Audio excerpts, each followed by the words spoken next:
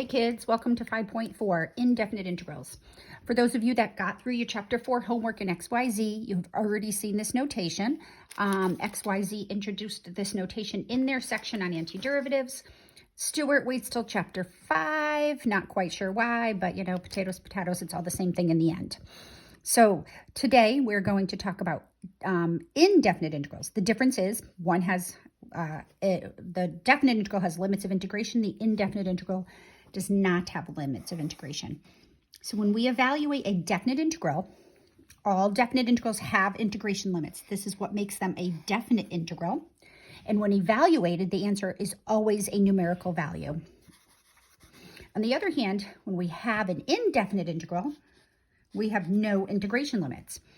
But we can still evaluate it. We just leave it in its antiderivative form, and we include the plus c to understand that it's an infinite collection of functions that satisfies that indefinite integral. So the answer is always a family of functions. And by family, we mean we have to not forget to add on the plus c. So this section should go a lot quicker than the last, especially because most of you have done this back in Chapter 4. So if you are asked to find the general indefinite integral of 2x dx, you're just looking for the family of functions whose derivative is 2x. And we know that that's x squared, but this time we have to include the plus c. Super important because there's infinitely many for any constant c. And I won't write this again, it's always assumed, but we will always add on the plus c, and the indefinite integral of 2x dx, or we just say the antiderivative of 2x dx, is the family of functions x squared plus any constant. So if you were asked to evaluate the indefinite integral of t to the 8th power, well, here we have to remember our power rule. We're going to add 1 to the power and divide by the new power, plus any constant c. Don't forget that guy. So the derivative of t to the 9th over 9 plus any constant is just t to the 8th.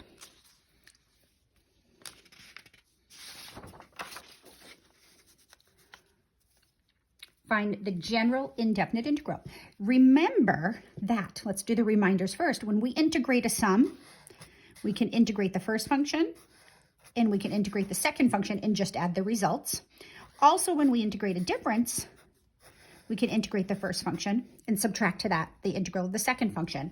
So the integral, the antiderivative of cosine of x minus sine of x, is really just the cosine antiderivative, or the integral of the cosine of x minus the integral or the antiderivative of the sine of x. We typically skip this step because mentally we can just see that. What function has derivative cosine? Well, the derivative of the sine is the cosine, minus, well, the antiderivative of the sine. Remember, the antiderivative of the sine is the negative cosine of x plus c. So now let's clean this up. The sine of x plus the cosine of x plus c. Now let's take the derivative. What's great about finding general antiderivatives is we can take the answer and take the derivative, and it should be what we started with. If we take the derivative of this, what's the derivative of the sine of x plus the cosine of x plus c? We take the derivative of the sine is the cosine, the derivative of the cosine is minus sine. Whoops, sorry. And then we get back exactly what we started with, and the derivative of the constant is plus 0, and that's exactly what we needed. So, great about this section, you can take the derivative of your answer and it should give you the integrand. Don't forget these two rules. Super important. Again, we can technically skip this step mentally. We could just go right from the antiderivative of the cosine is the sine minus the antiderivative of the sine, which is the negative cosine. Feel free to write that in, just not necessary. All right, now this being said, be super careful here because we can integrate a sum by taking the sum of the integrals. We can integrate a difference by taking the difference of the integrals. But if you integrate a product, you may not integrate each piece. It is not true, just like derivatives. Remember, derivatives and antiderivatives, they're just reverse operations. And when we took the derivative of a product, it wasn't just the product of the derivatives. We had that crazy rule that we had to use. So likewise, for integrals, if you integrate a product, you may not integrate each piece. It's not true. And then just multiply the result. It's not true. Just like if you have a quotient. Sometimes it's students' instinct to just integrate the top and integrate the bottom. Not true. You may not do this. Do not do this. So just like derivatives, antiderivatives may not, products of functions, you may not take the antiderivative of them. Same with quotients by just integrating each piece. It's not true. Why is it not true? Well, just because it's not, but let's just look at a simple example. Let's suppose I asked you to integrate x squared times x dx, right? Well, most simply, this is just x cubed dx, right? And the answer is 1/4 x to the 4th plus c. So the antiderivative of x squared times x is 1/4 x to the 4th plus c. You might be saying, well, that's kind of silly. What's the big deal there? Well, be careful, because what I'm trying to get at is that if you integrated each piece separately, let's see what the result would be. Right, so if we took the antiderivative of x squared, we get 1/3 x cubed times the antiderivative of x, which would be 1/2 x squared, for a result of 1/6 x to the 6th plus c. Not the same. So which answer is correct? We'll take the derivative of this. We certainly don't get x squared times x. So this is not correct. You may not integrate a product by integrating each piece, just like derivatives. So in this case, the only way to get a nice answer would be to actually multiply and then take the antiderivative of the product. So the same holds with quotients.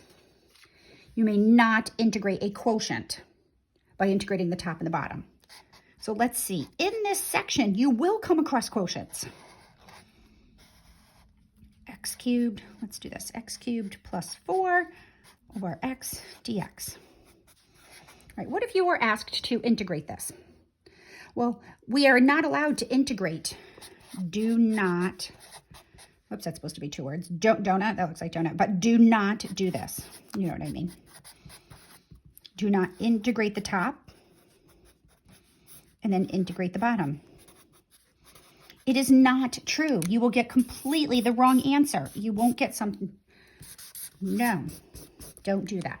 So how do we do this? Well, there's lots of different methods. Integration is pretty much what we deal with in half of Calc 2. Integration gets a lot more complicated than taking derivatives. Not all functions have nice antiderivatives or nice integrals. But in this case, we have to use algebra to put this into a form that we can integrate it. So what do I mean by that? Well, notice algebraically, this is just x cubed over x plus 4 over x dx. So in this section, if you see a quotient or product, there must be some way that you can manipulate it algebraically to get it into a form that you can actually integrate. X cubed over x is just x squared. 4 over x is just 4 over x. Right? So now we can integrate each piece. We can integrate x squared, and we can add to that the integral of 4 over x. All right, so the antiderivative of x squared, x cubed over 3. All right, the antiderivative of 4 over x. Recall.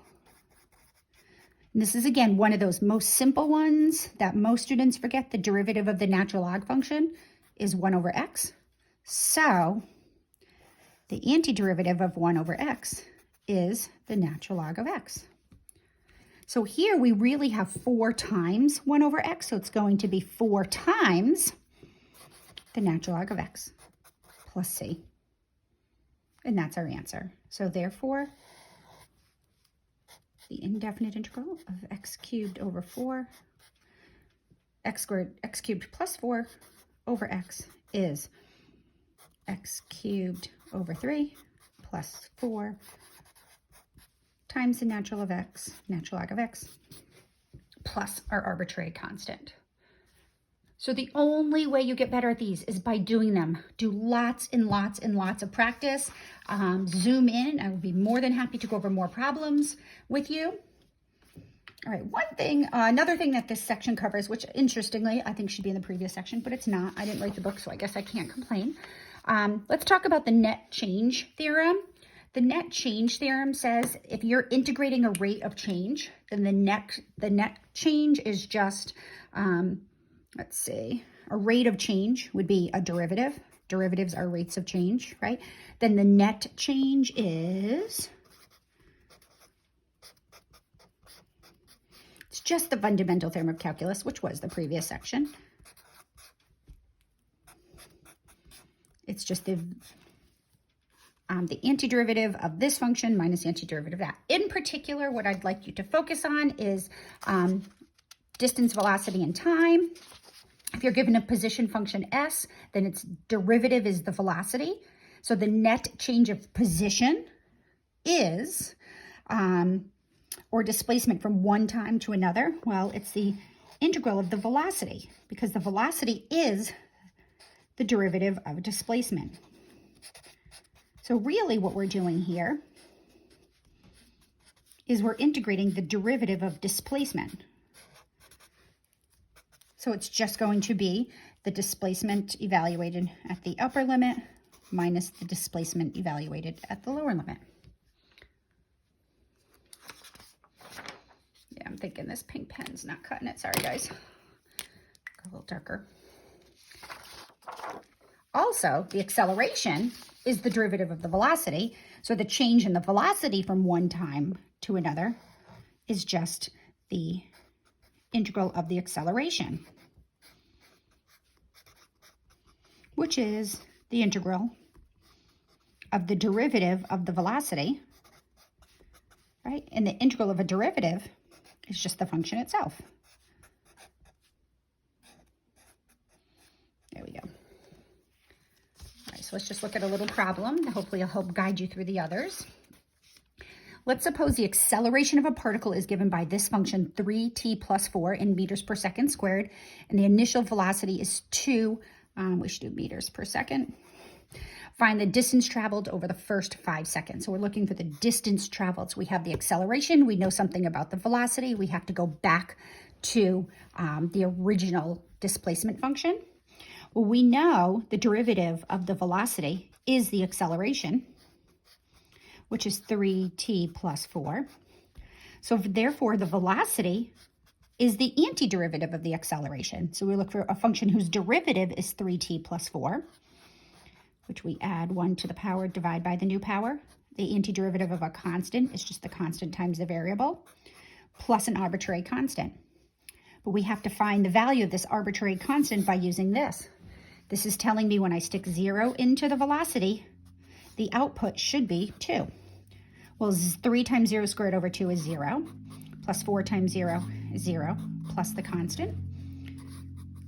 So the arbitrary constant must be 2 for this problem. So therefore, my velocity function is equal to 3t squared over 2 plus 4t plus 2. So the distance traveled is just the integral of the rate of change, or the net change of the distance, which is the velocity. So therefore, the distance traveled, sorry, I lost my train of thought for a minute. Distance traveled is just the integral of the velocity. So we're going from 0 to 5. We're integrating 3t squared over 2 plus 4t plus 2. So now let's integrate that. So the distance traveled is the integral of the velocity. And we get to add 1 to the power, divide by the new power. So we're at 3t cubed over 6, plus add 1 to the power, divide by the new power, plus 2t. We go from 0 to 5. I'm just going to clean this up a little bit. T cubed over 2 plus 2t squared plus 2t, 0 to 5. So we get 125 over 2 plus 2 times 25 plus 2 times 5. And from that, I'm going to subtract 0, 0, 0. We like that. And I got 122.5 meters as my final answer. All right, guys, that's it for 5.4 to do. Read 5.4. Exercises 1 to 11 odd, 15 to 45 odd, 51, 53, 59, and 61. All right, catch you in 5.5.